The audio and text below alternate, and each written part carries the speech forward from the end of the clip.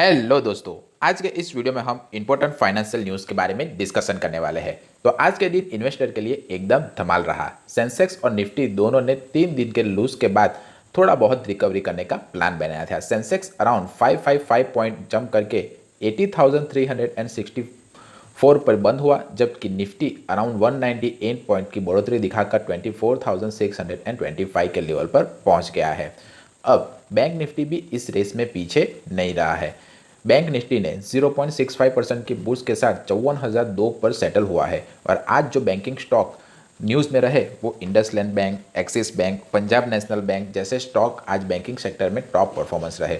Global market की बात रहे तो आज मिक्स सिग्नल रहा। एशिया में हांगकांग का जो हैंगसेंग है वो 1.7% अप रहा। जापान और ऑस्ट्रेलिया थोड़ा डाउन था, लेकिन यूरोप का मार्केट आज फ्लैट रहा। यूएस मार्केट में आज छुट्टी थी लेबर डे की वजह से, इसलिए आज यूएस का मार्केट क्लोज था। अब आम आदमी पर इस न्यूज़ का क्या इफेक्ट पड़ेगा, तो पहले मार्केट आज क्यों ग्रोथ दिखाई उसके बारे में हम बात कर लेते हैं। तो सबसे पहला रीज़न है ऑटो सेक्टर में बहुत स्ट्रांग रहा।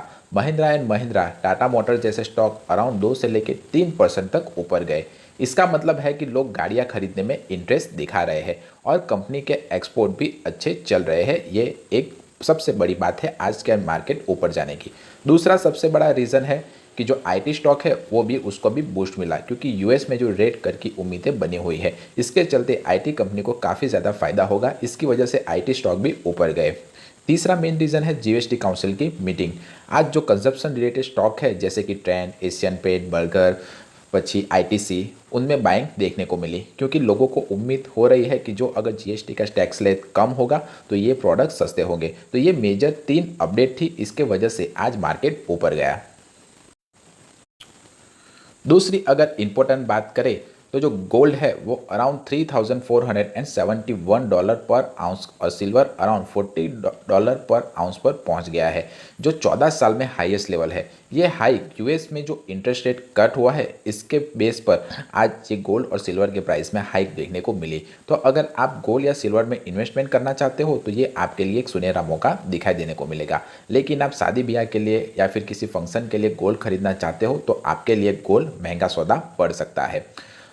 अलीबाबा के शेयर आज 18% अप गए। उसके पीछे का जो मेन रीज़न है, तो जो अलीबाबा की क्लाउड कंप्यूटिंग का बिजनेस है उसने एआई की वजह से अच्छा खासा रेवेन्यू बढ़ा लिया है। तो एआई टेक्नोलॉजी आगे बढ़ने से आपके जो रोज़मर्रा के प्रोडक्ट है जैसे ऑनलाइन शॉपिंग, वीडियो स्ट्रीमिंग, उसमें काफ़ी ज़्यादा हेल्प हो जाएगी। कैसे हेल्प होगी? यूज़र बेस्ड डेटा अच्छा खासा जनरेट होगा, जिससे जो यूज़र जो चीज़ें सर्च करता है उस हिसाब से ही एआई के थ्रू उसे चीज़ें सजेस्ट की जा सकती है। दूसरा, BYD जो दुनिया की सबसे बड़ी इलेक्ट्रिक कार कंपनी है, उसकी सेल अगस्त में 14% तक गिर गई। प्राइस वॉर और कंपटीशन के चलते इस कंपनी के शेयर की प्राइस गिर गई है। आने वाले दिनों में लोग बता रहे हैं कि इलेक्ट्रिक कार्स और इलेक्ट्रिक कंपोनेंट के प्राइस गिर सकते हैं। इसी वजह से लोग अभी इलेक्ट्रिक कार खरीदने से परहेज कर रहे हैं और उसी वजह से इस कंपनी के शेयर में भी गिरावट देखने को मिली है। यूएस के जो फेडरल रिजर्व है उसने सितंबर में इंटरेस्ट रेट कम करने वाला है। इससे ग्लोबल मार्केट को बूस्ट मिलेगा। अगर आप यूएस में पढ़ाई करने के बारे में सोच रहे हो या तो फिर लोन लेने के बारे में सोच रहे हो तो लोन सस्ती होगी और पढ़ाई भी यूएस में सस्ती होगी। तो फेडरल रिजर्व अगर रेट कट करती है तो इंडिया की इकोनॉमी भी बूस्ट करेगी, ऐसा एक्सपर्ट कह रहे हैं। अब यूरोप की जो इकोनॉमी है, तो यूरोप में अनएम्प्लॉयमेंट रेट अभी काफ़ी ज़्यादा बढ़ रहा है पिछले 5 सालों में।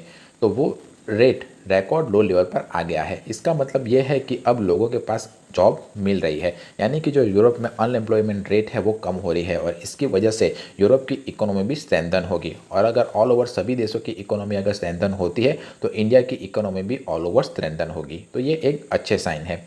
ट्रंप ने जो टैरिफ अलग अलग देश के ऊपर लगाए हुए हैं उसे यूएस कोर्ट ने इलीगल करार कर दिया है, लेकिन ये अपील तक ये कंटिन्यू रहेंगे। यानी कि अगर ये टैरिफ अगर हट जाते हैं तो इंडिया का जो जीडीपी ग्रोथ है, इंडिया के जो स्टॉक मार्केट में इंस्टेबिलिटी बनी हुई है, वो सब चीज़ें हट जाएगी और फिर से इंडिया 8 से लेकर 10% के बीच की जीडीपी ग्रोथ से आगे बढ़ सकता है। तो मेरा तो यही मानना है कि ये बेवकूफ़ ट्रंप जितने भी इसने टैरिफ लगाए हुए हैं उस सभी टैरिफ को हटा दे और इंडिया की ग्रोथ में हेल्प करे। आपका इसके बारे में क्या कहना है, आप मुझे कमेंट करके बता सकते हो। इंडिया ने क्वार्टर 1 में 7.8% का जीडीपी ग्रोथ दिखाया है, जो अपने एक्सपेक्टेशन से बेटर रहा।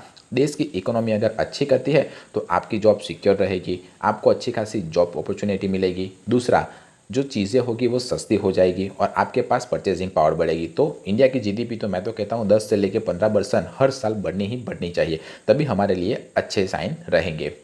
टीवीएस मोटर की जो सेल्स है तो अगस्त में 5 लाख यूनिट से ज़्यादा व्हीकल बेचकर रिकॉर्ड बनाया गया है। तो कंपनी अच्छा परफॉर्म कर रही है, तो इसके शेयर होल्डर को भी अच्छा डिविडेंड मिलेगा, ऐसा मेरा मानना है।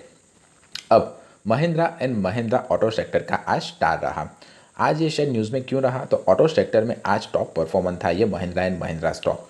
तो एमएनएम का जो इसका लार्जेस्ट पार्ट है, एक्सपोर्ट डिमांड स्ट्रांग होने के साथ जीएसटी कट की उम्मीद ने स्टॉक को 3% से भी ज़्यादा ऊपर पुश कर दिया, क्योंकि लोग ऐसा सोच रहे हैं कि अगर जीएसटी कट हुआ तो ऑटो सेक्टर की जो काफ़ी गाड़ियाँ हैं वो महंगी मिल रही है वो सस्ती हो सकती है। इसी वजह से आज ऑटो सेक्टर में काफ़ी ज़्यादा धमाल देखने को मिली हुई है।